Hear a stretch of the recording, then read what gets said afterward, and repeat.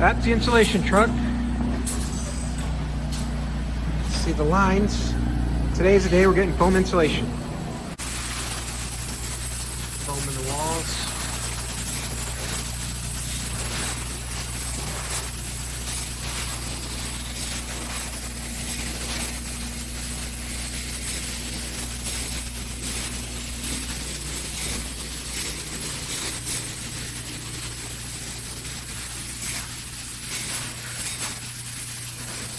Sealing done and working their way down.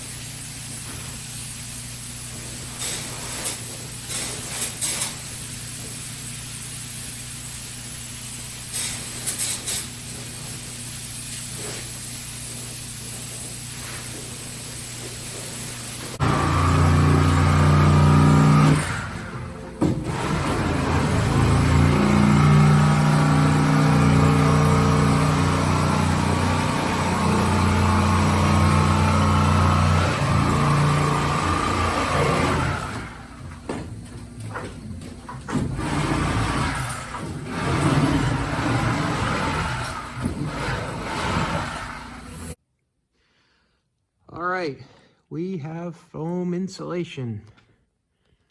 They just finished blowing it all in yesterday.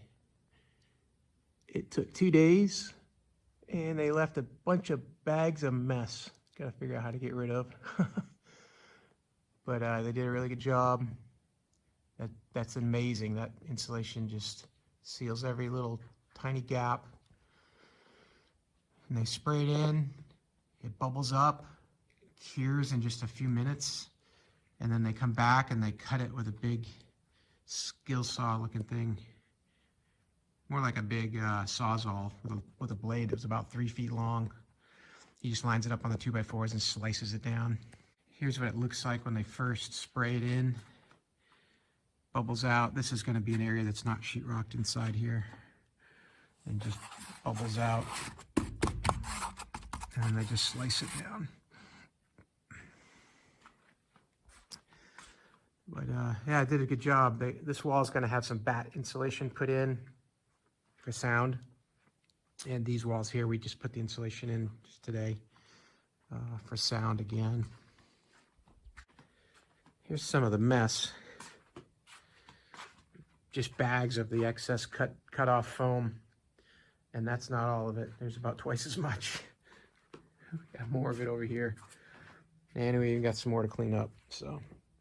I did an okay job cleaning up, but they could have done a little better job making these bags sealed up, because if I drove down the road with these suckers, they're going to be blowing foam all over the planet. So try to clean this up a little better. And to get rid of that excess foam, I actually put a listing on Craigslist to give it away for free. And the next day I had all 11 bags picked up and gone. People really want this excess foam for lining the walls of unfinished garages and other projects. So, hey, I hope this video was helpful, and if it was, please give it a thumbs up. That'll help other people find it as well. And have a great day.